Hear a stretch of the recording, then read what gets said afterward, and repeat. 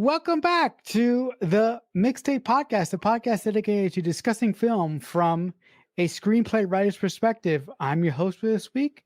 My name is Marcel Indestroza, joined as always by my fearless leader, Dean Stark. And on today's edition of the show, we'll be talking about the 2013 film About Time. So, as I often do, I will shift it over to Dean to take us through this film step by step. About Time was written and directed by Richard Curtis, and the premise, if you don't know, is this. At the age of 21, Tim discovers he can travel in time and change events.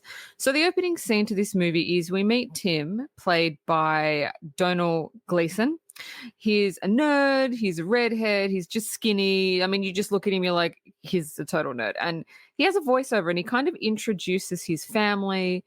And they're a typical family. English, they spend a lot of time together, they're close-knit, they're not toxic, they don't fight, they're just a typical family. There's a New Year's Eve party and he just fucking hates it. He hates going. Every year they have it at his house, but he kind of plays along. And right when the clock strikes 12, there's a girl standing next to him and she wants to kiss him and he just like bars her off. He's just like, nope. And then he regrets it. He was like, fuck, I should have kissed her. Fuck. Like, but the thing is, it's not that he didn't want to kiss this girl. There's a point why I'm saying this. It's not that he didn't want to kiss this girl. It's just that he knew. Sorry, let me say that again. He didn't want to kiss this girl, but this girl wanted to kiss him and he felt bad because he let her down. Right? And she wasn't ugly. He just like wasn't into her. Anyway, there's a point why I'm fucking bringing that whole shabuckle up. So moving on, after that whole, there's like a montage of the family thing. Tim's dad pulls him into a room and he informs him that the men in their family have the ability to travel in time, but only to the past and only to events they were a part of.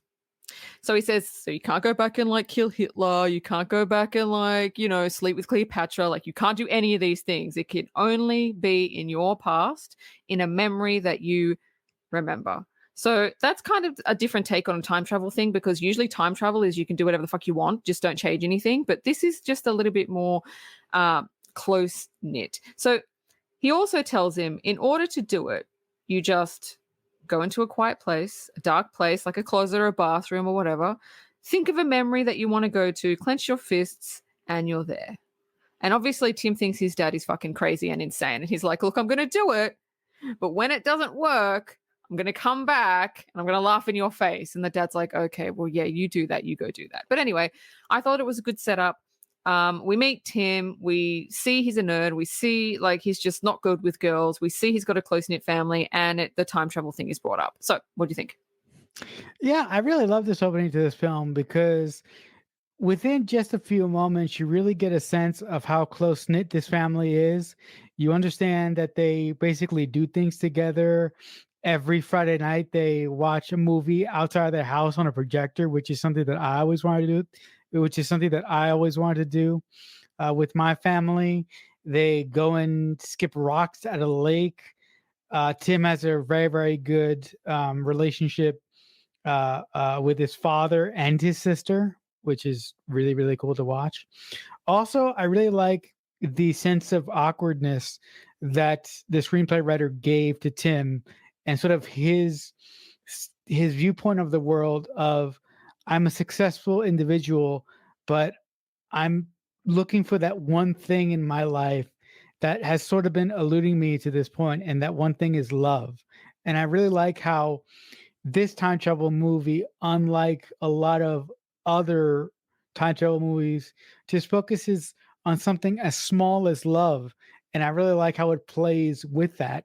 Also, I really like the time travel dynamics that the film lays out, in that you can only time travel to events that you are a part of. And also later on in the film, it introduces a fixed point in time that I'm very, very excited to get to and to talk about that fixed point in time as we go through the episode. Also, just a fun fact, this movie was directed by the same director who directed a film that I'm very, very fond of called The Boat That Rocked, and he directed Love Actually as well. So um, I was very surprised by that, and I was very pleased to see that. So as a joke, Tim tries it, goes into a closet, closes his eyes, thinks of an event, and he opens his eyes and he steps out of the closet. Now, he goes back to the New Year's Eve party and he's in his New Year's Eve outfit, which he wasn't before because he was in a totally different outfit. And he's like, what the fuck? And so he goes downstairs and the clock's about to strike 12 and he's standing next to the girl that he didn't kiss before. And it strikes 12 and he pulls her towards him and he kisses her and she's like, oh my God, thank you.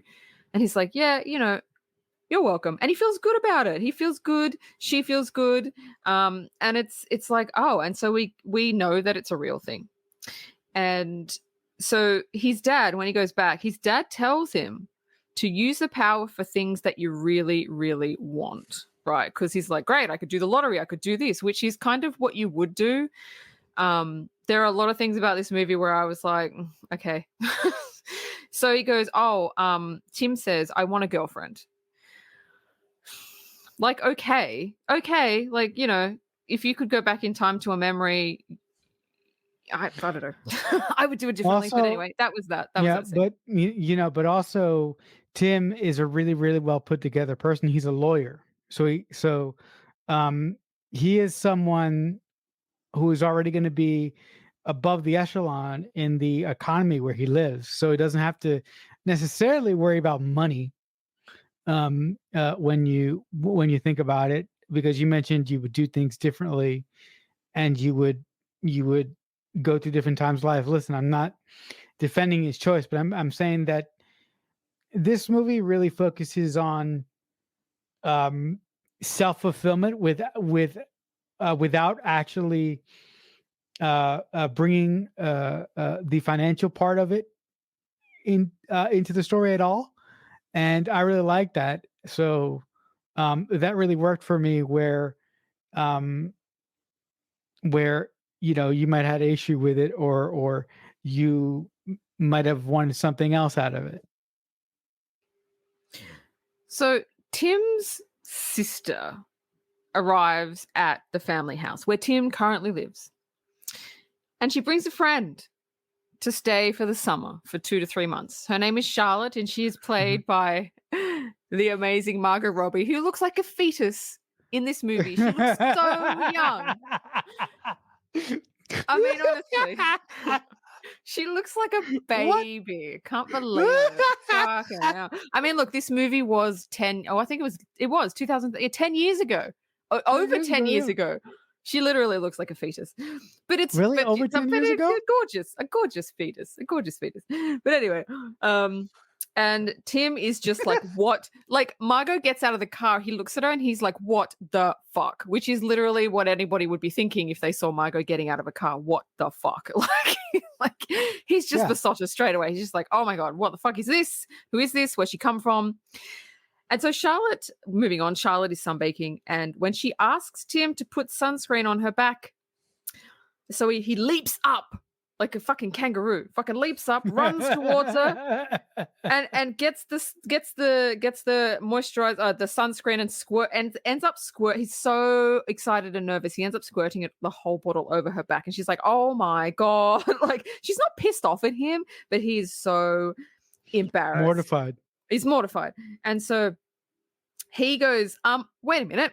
And so he runs inside, goes back in time to just before that. And then she asks him again, because we're replaying the scene again. He went back in time. She goes, Tim, can you put sunscreen on my back? And he's reading this book. He's like, yeah, in a minute. And she's like, oh, okay. He's like acting really cool. It's like he turns the page of the book. He goes, yep, gets up really slowly, really suave, goes over, gets the sunscreen, squeezes a little bit out, and then just puts it on her back very nicely, and all goes well. And you're like, oh, okay, so this time travel thing could really help someone that's fucking awkward out.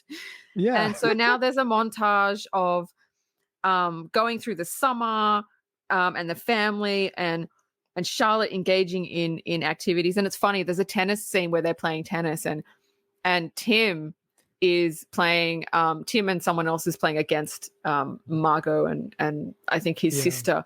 And there's this really funny piece of dialogue where he goes, "How the fuck can anybody concentrate when you're looking at that?" And it's just got this shot of Margot. And I'm just like, yeah, pretty so much. good. That's pretty accurate. But anyway, that was really funny. good. It basically sets up what he's going to do with the time travel thing. It's like if he fucks up something, he can just go back and fix it really, really easily. So what do you think? Yeah, I really, really like that early on this film really set up the way that he's going to deal with the time travel.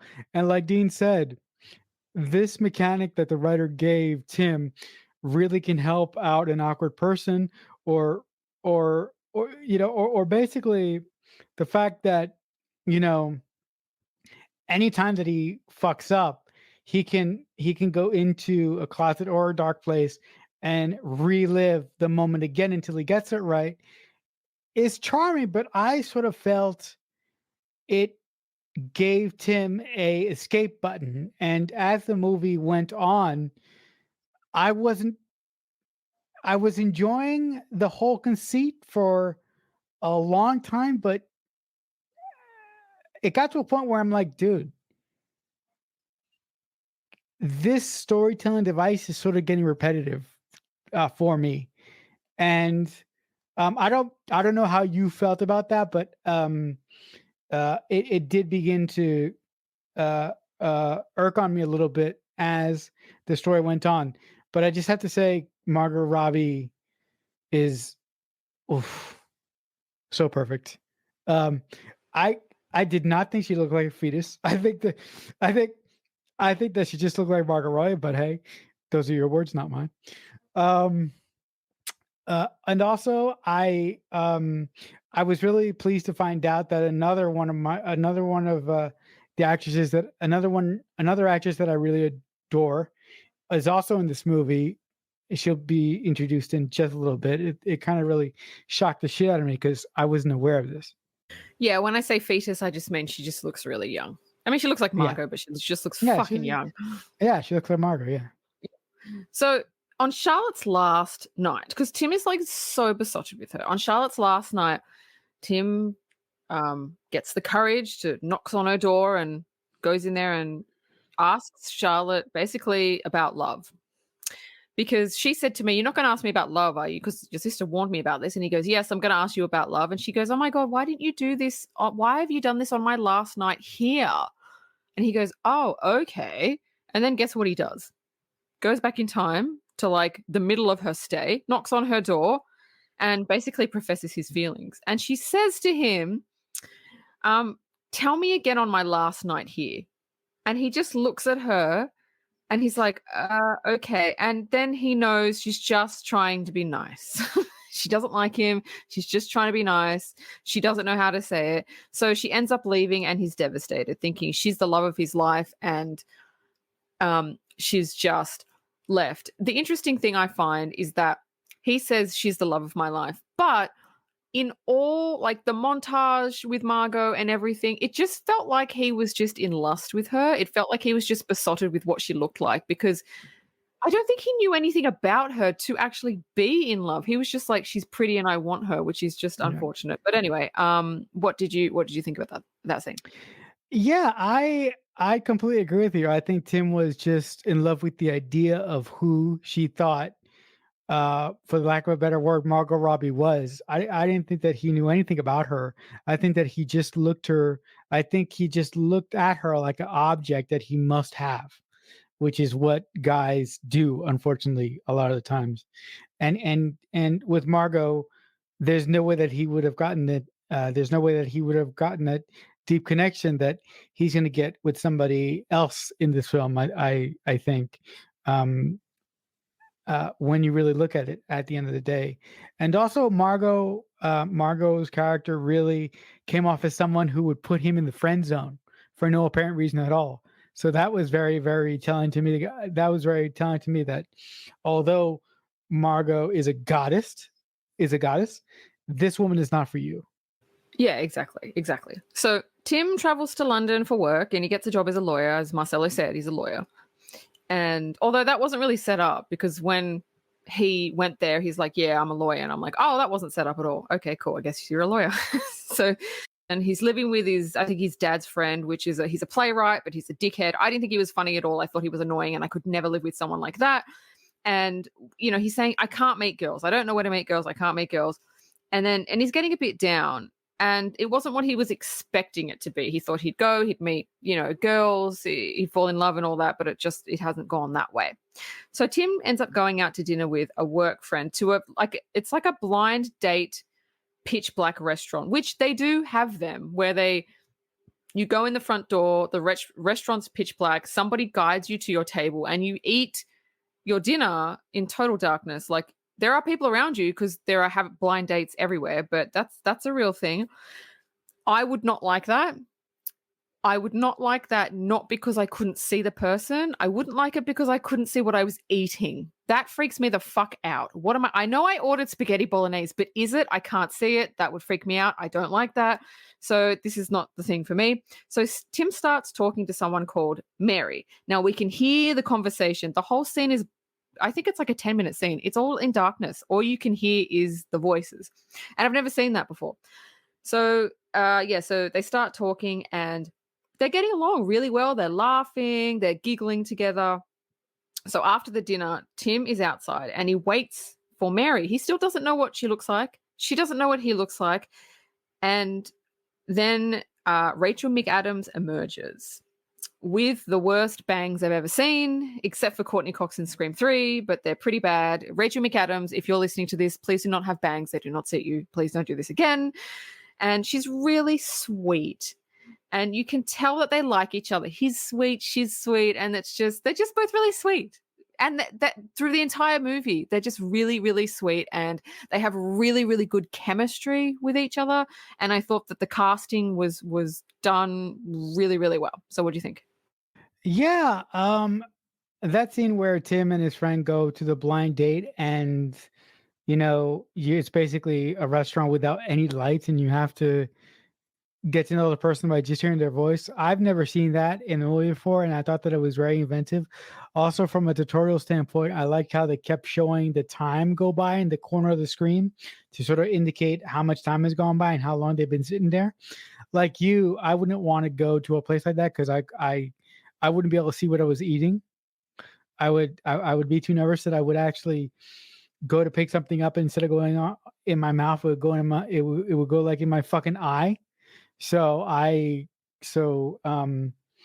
wouldn't necessarily go I wouldn't necessarily want to go to eat at a place like that ever. I do agree with you that Rachel McAdams' hair is so atrocious in this movie. Like I didn't like it at all. I was like, girl, why don't you just put her in like a standard bun with her hair slicked back? But her bad hair may be a story point to say, okay, no matter how a person looks, it's what they have inside of that really matters. But still, it's Rachel fucking McAdams. This is Regina George. You don't that hair is fucking awful. It's so bad. I do want to mention that this is where the other character that's in the movie that I had no idea that she was in this movie, Vanessa Kirby, is in this movie, playing a slutty friend. And I'm like, oh my God. It's really, really cool to see an early role from Vanessa Kirby. And it was just so much fun. And I really, really enjoyed it. But again, the thing that really took me out of a lot of scenes was Rachel McAdams' hair. I'm like, girl, no, just no. Vanessa Kirby is also in the series The Crown. I think she plays the Queen's sister. I think, don't quote me, but she's really, really good in that, and that is a really good show if you like English stuff, which I do.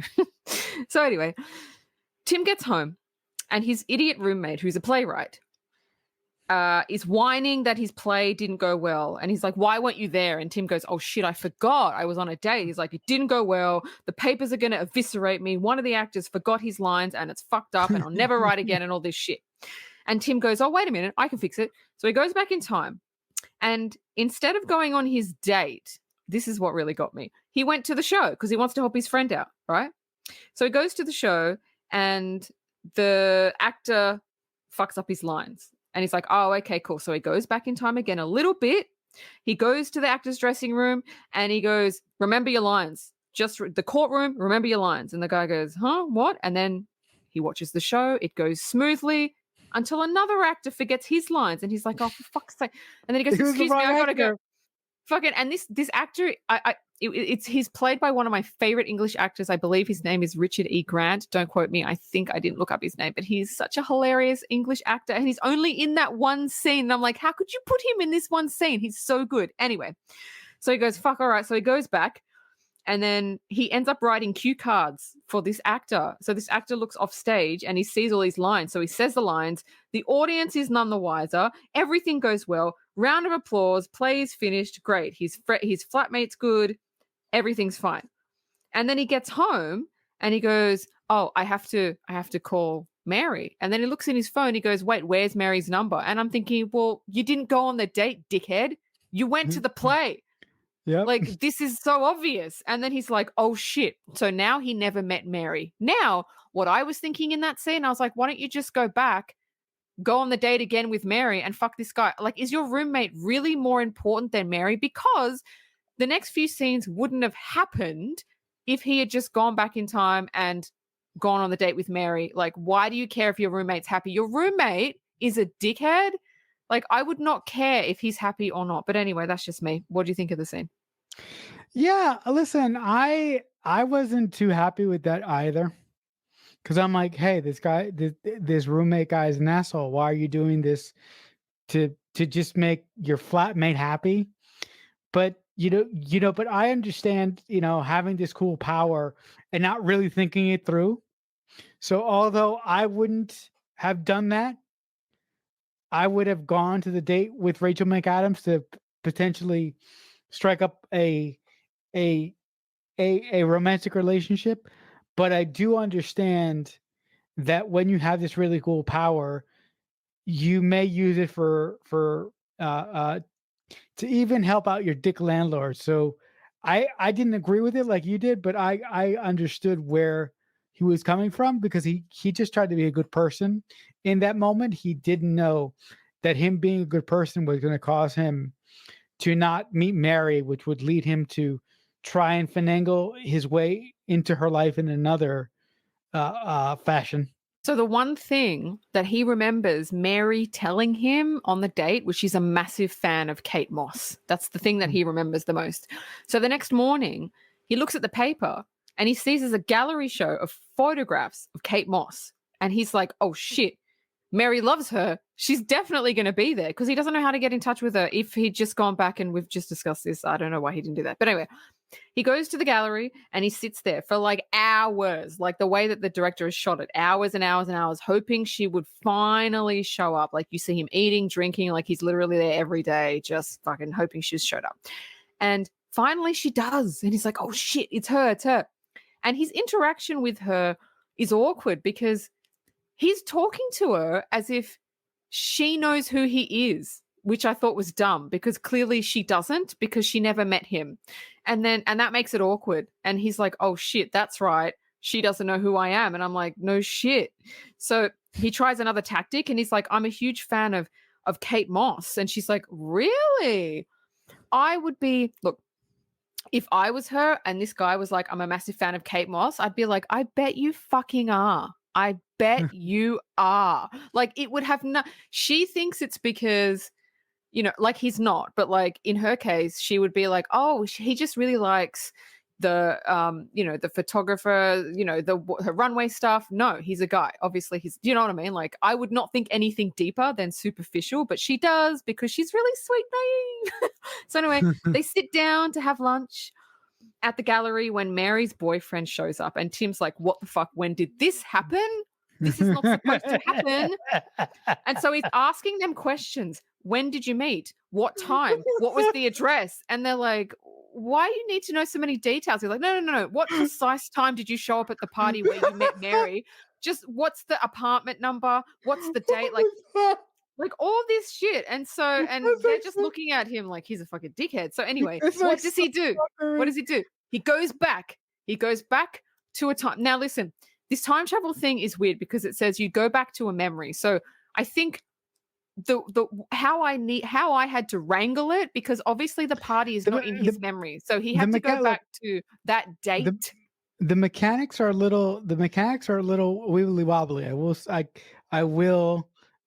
that much. Yeah, they're a little bit off. But anyway, what did you think about that whole thing? That was quite funny. I really, really, really loved the whole thing. And when he actually was able to go to the art gallery opening and strike up a conversation with her because he knew something of her based on a event that didn't happen for her because he went to go and help his fucking stupid, selfish writer roommate.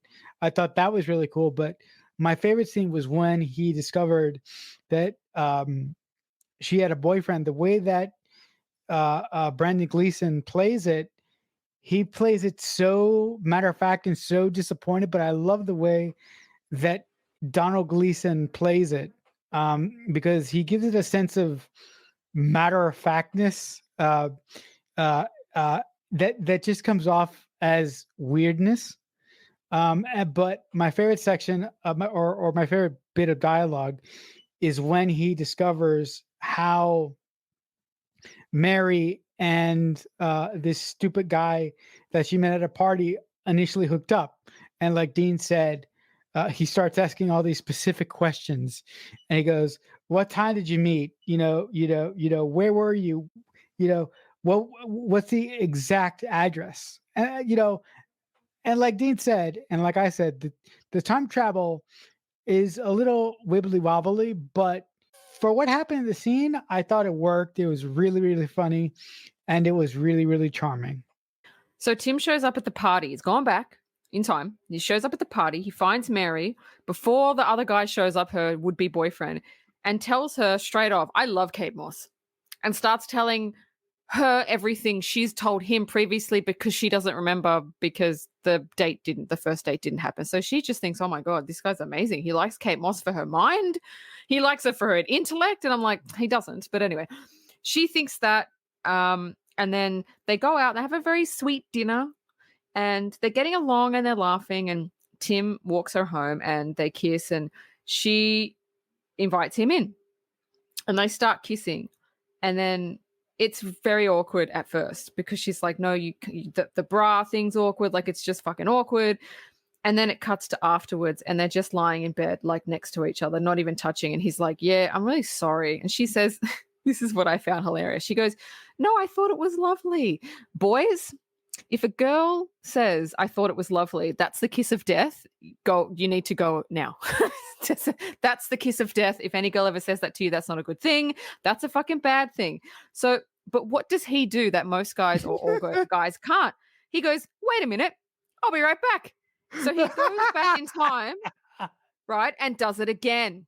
Do it again. And this time he gets it right. This time he goes into the room, he kisses her, he unhooks her bra perfectly. She's like, oh my God, like he just takes control, which is what most women kind of want. We don't want that.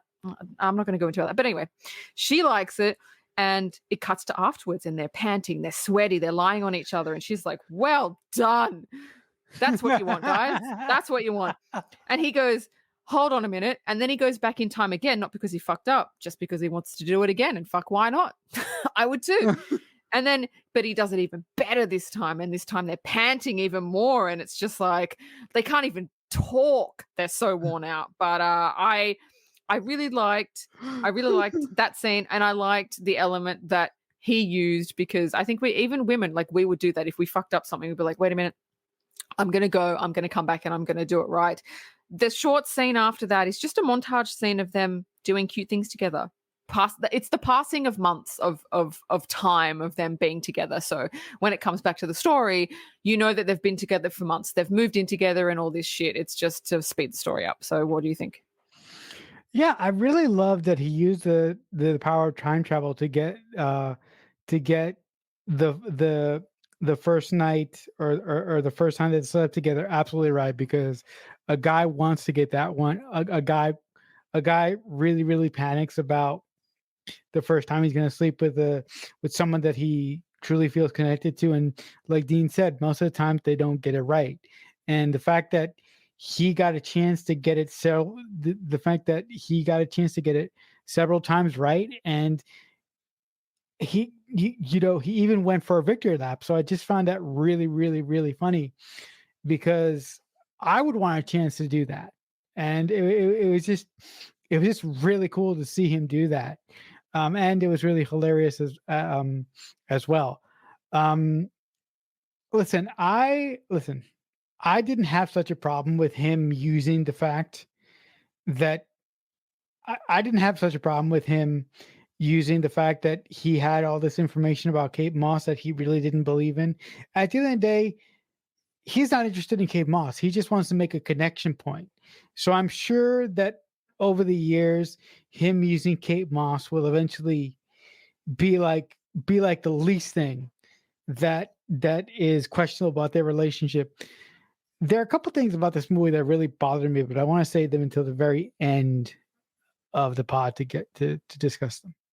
Yeah, I have an issue with the Kate Moss thing, because I feel like if I was in that position and a guy was like, oh my God, like, this horror movie, I don't know, fucking Amityville Horror, like I love that movie. It's my favorite movie. I love the characters. I'd be like, oh my God, that's it's not my favorite movie, folks. It's just an example.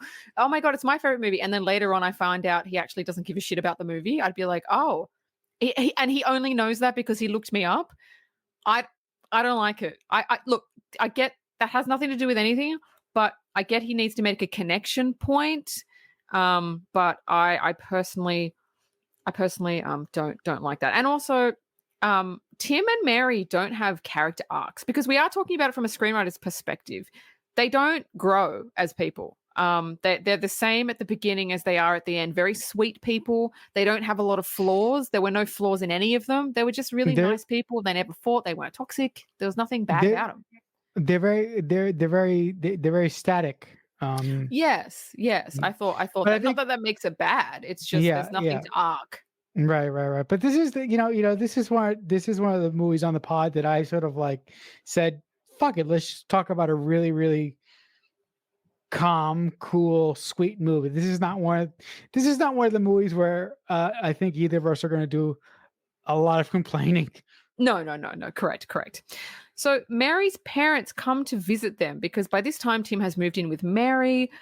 It's awkward and everything goes well, but that was a nothing scene because her parents never come back again. They didn't complain. They were just uppity parents. They never came back. There was no point. Could have cut that scene. Didn't need it. Tim goes to the theater. After that, Tim goes to the theater with his friend and bumps into Charlotte, which is fetus Margot Robbie, who introduces her girlfriend to him. And he starts glaring. And he's like, is that why? Oh, that's why you rejected me, because you're gay. And Charlotte's like, what? Fuck. And he goes, this is your girlfriend. And she's like, no, she's just my friend. What are you talking about? And he's like so embarrassed.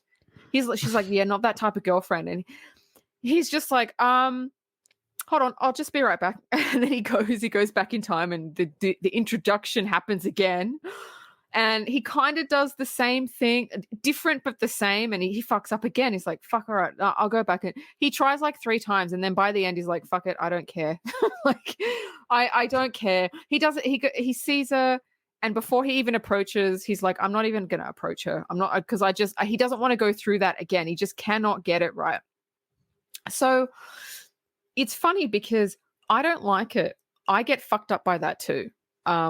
When people say, like, my friend will be like, oh, so I went out with my girlfriend, and I'm like, you what? It fucks me up. even me fucks up. I'm like, no, it's your Say, friend. Like even my mum yeah, was like, oh, yeah, me and my girlfriend. I'm like, yeah. mum, don't say that, please. That's No, just no, weird. yeah, no, no. It's like no. Say your friend. I don't like when people say, "Oh, my girlfriend," because when they say my girlfriend, I'm thinking, "Oh, you guys are together. Is that Yeah, it?" I know. I think that too. So I kind of get it with him when I don't like it. Anyway, I get it. So anyway, he doesn't bother. He's like, I'm not going up to her. I don't care. However, when him and his friend have left the theater, Charlotte spots him and makes a beeline for him. And she's like, "Oh my god, like we should hang out." And he's like, "Yeah, we should, yeah, totally, totally hang out." Now, meanwhile, his friend, who's an even bigger nerd than he is, he has his fucking mouth open with his tongue rolled out onto the floor, looking at Margot. And then she goes away with her friend, and he's just a typical guy, right? When I say that, that's not a derogatory term. He's just standing there, and he's like, "Man, she's the type of girl that like, if you had sex with her, that'd be it." That would fucking be it. Like it's just like it's one of the like and like okay, fine, rightly so. But I had no issue with that. So anyway, they start walking away, and Charlotte runs back to him and says, "Oh, she's just going to do her own thing." And she grabs Tim and goes, "Let's go to dinner."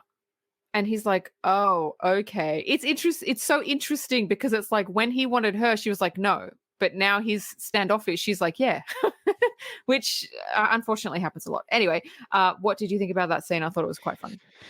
Yeah, listen, you know what? I thought it was quite funny just to address when Mary meets his parents. That was another scene that I didn't need that garbage. Just replace that bullshit with something else.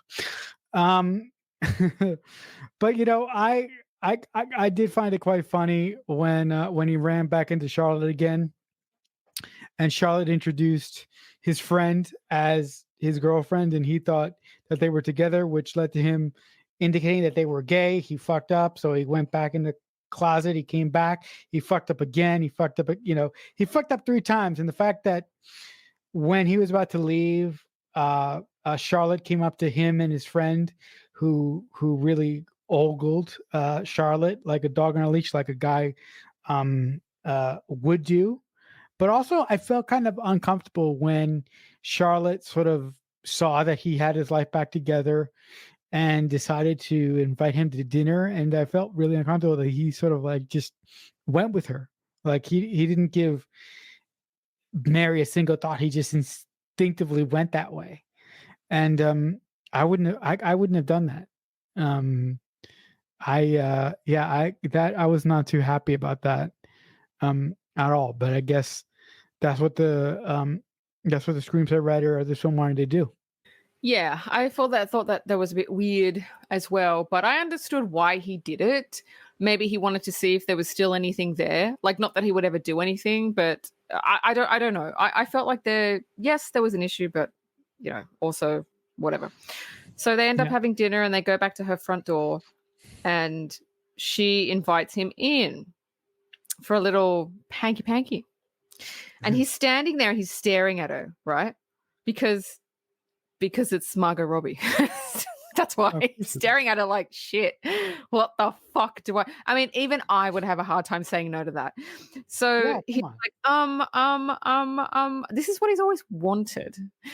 And he ends up going, you know what? No, I can't do this. And he ends up running all the way home, like Charlie Bucket style from Willy Wonka and the Chocolate Factory. You can even hear Charlie the fucking Bucket. music in the background. It even fucking looks like Charlie Bucket. And runs up to the apartment and asks Mary to marry him. And she says yes, which I thought was really sweet.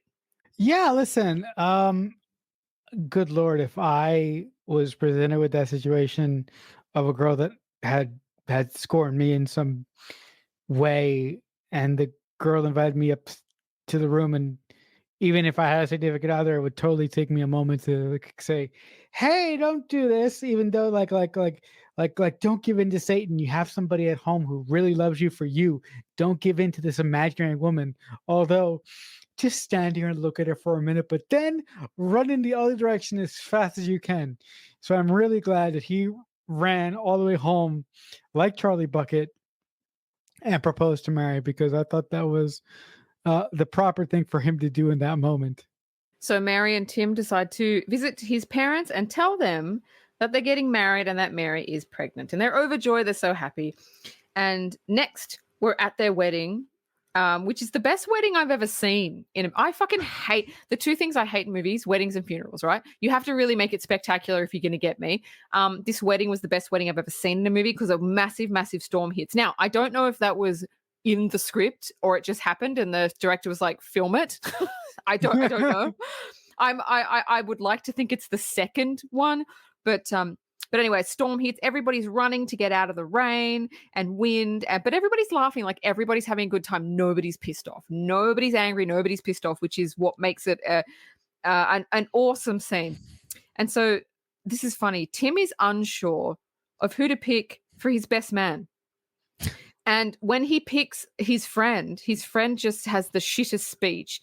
And so he goes back in time and picks another one. And his other friend has an even worse speech. I do want to mention this is the fucking roommate that he fucking held up the cue cards for, that he fucked up his first date with Mary for in the first place. Yeah, he picks three. Yeah, exactly. He picks three other best men to see how they'll go because he can go back in time, right? Until he picks his dad. And his dad just does it, nails it. And he goes, all right, great. This is good. Yeah, no, I really, really love the wedding sequence in this movie because I love how I believe it's before the wedding sequence where Mary and him are meeting the parents for the first time. Listen, and this is a guy thing, but this is something that I would write.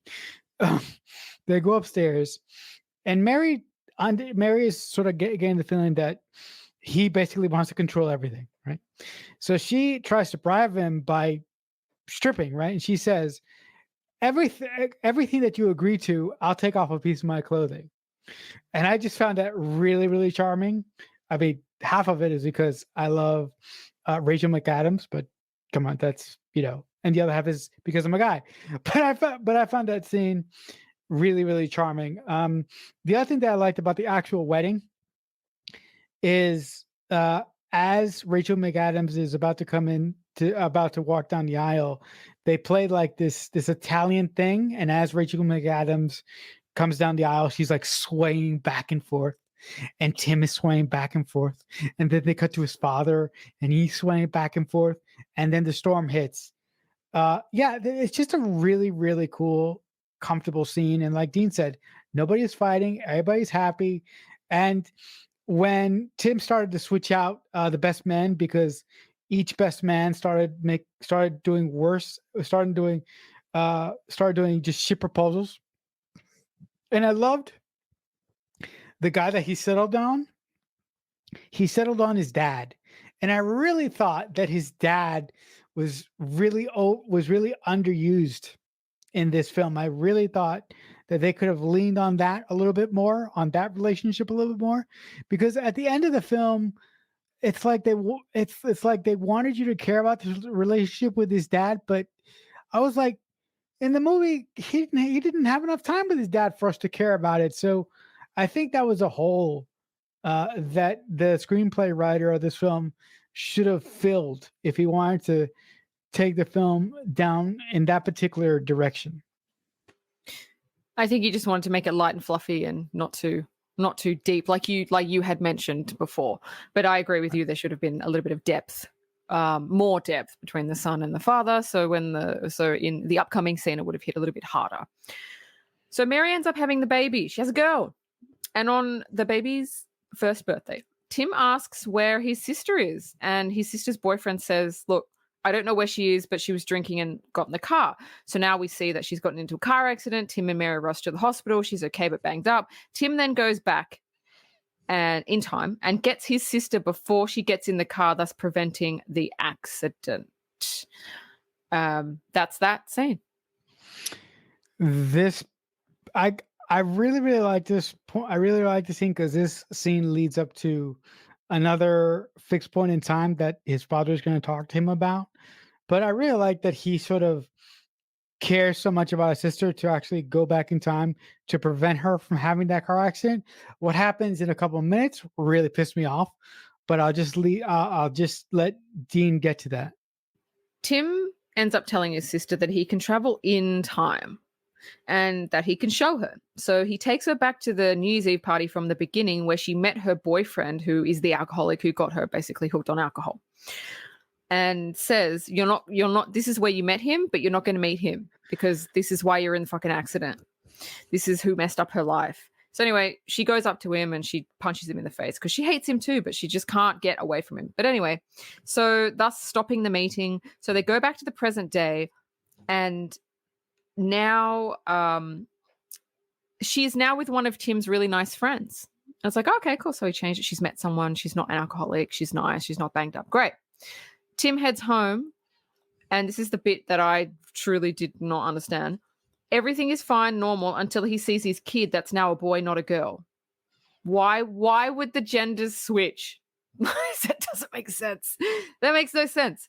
Then Tim's sister, we go back again. Now, this isn't shown.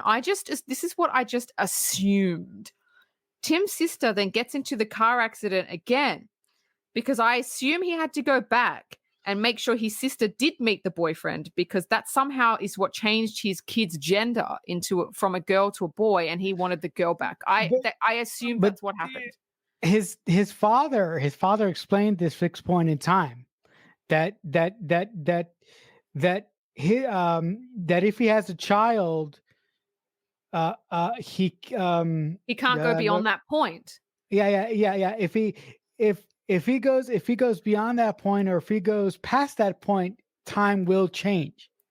And in this instance, when he did that thing for his sister, his child changed from a girl to a boy. Now, this is where that really pissed me off, because I'm like, dude, you have a child. Who gives a shit if they're a girl or a boy? Now, I do understand that maybe he didn't want to burden the boy with the fact that only men in this family can time travel, and if he has a girl, he doesn't have to worry about that. But that to me was really selfish, because he had already saved his sister from her alcoholic boyfriend.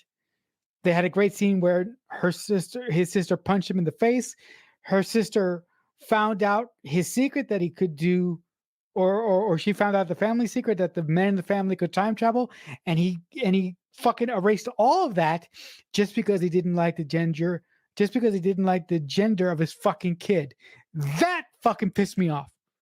I don't think it was the gender. I think it was the fact that his baby girl was turning 1 year old, and he came home and it was a different child.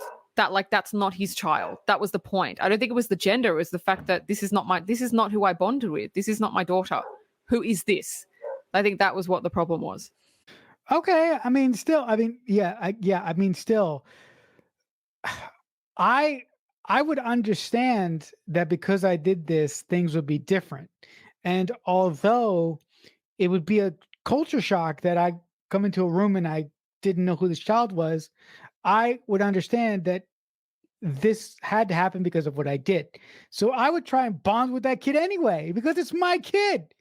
And the only reason that they're here is because of what I did. So I would accept the consequences of what I did and deal with it.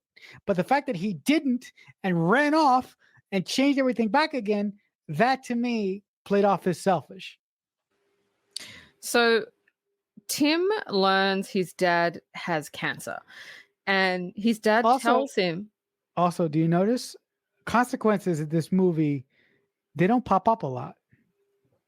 No, there's no that's we'll talk about that later. Talk about that at the end.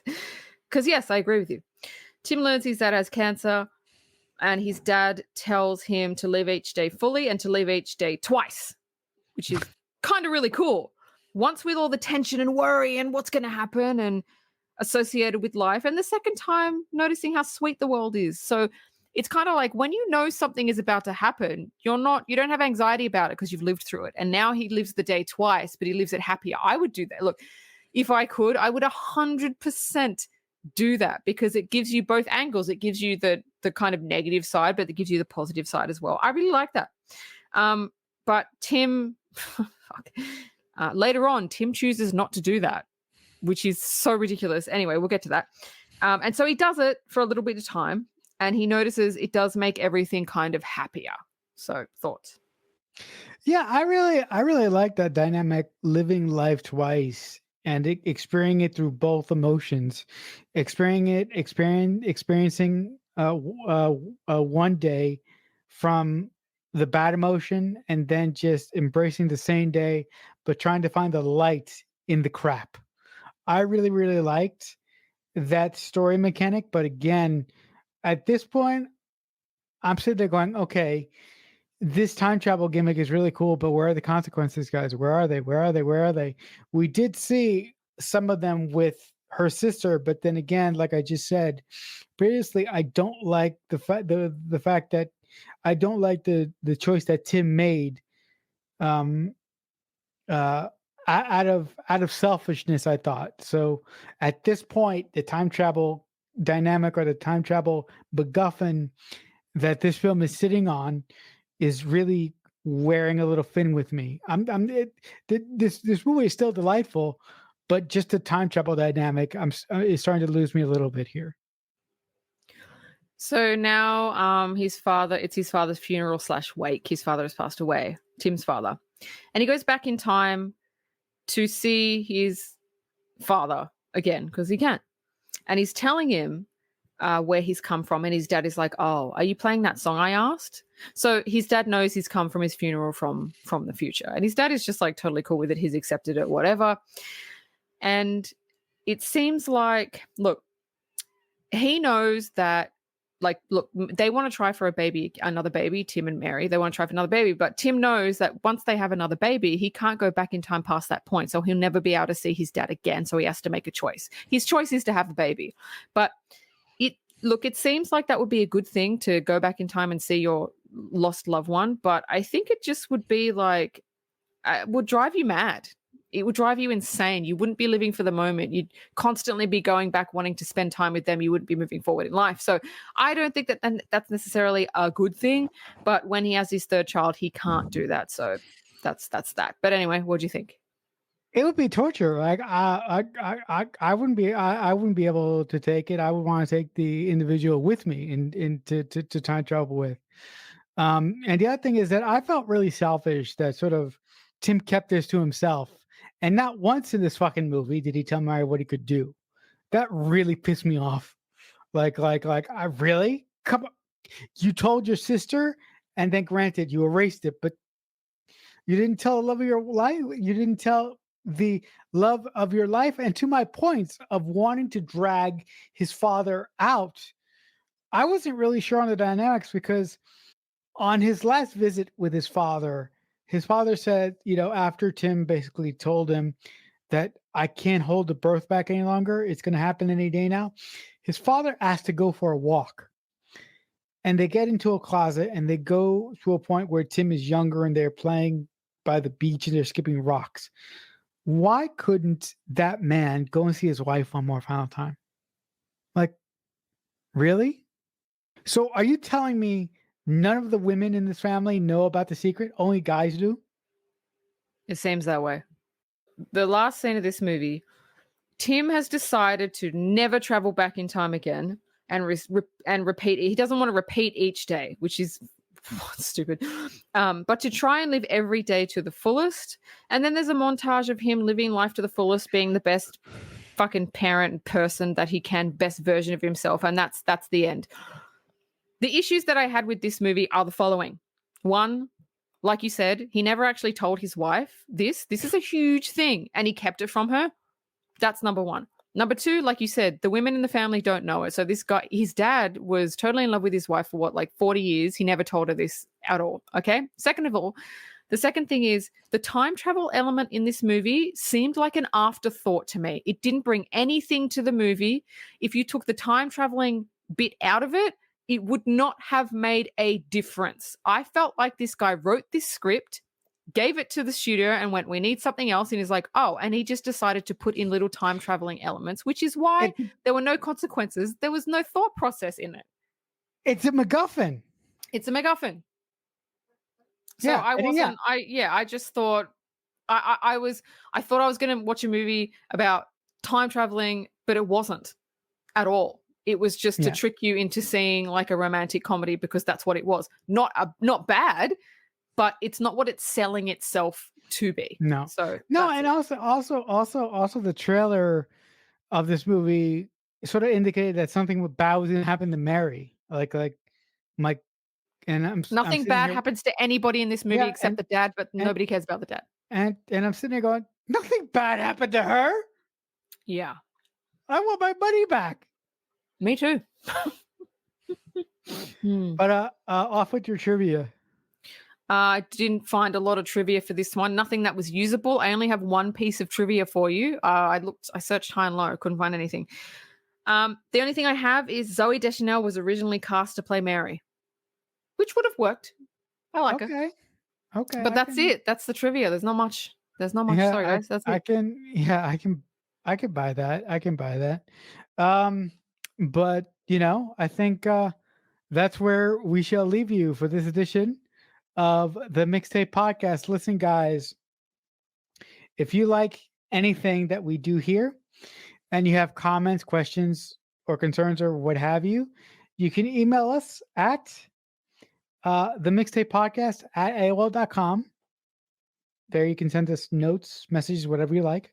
Or you can subscribe to our YouTube channel. It's youtube.com. It's youtube.com/the mixtape podcast, where all our back catalog of episodes are. So if you haven't gone over there, go over there and give us a little love. But next week's movie is a horror classic, but it's really, really good. I don't know. I don't know if you would classify it as a classic, but it's really, really good. I really, really enjoy it. And it's a film called The Grudge. So with that, I will simply say for my co-host, um, as I often say, if someone is kind enough to make you a mixtape, that must truly mean that they love you. The Mixtape Podcast is a Balloonhead Productions presentation.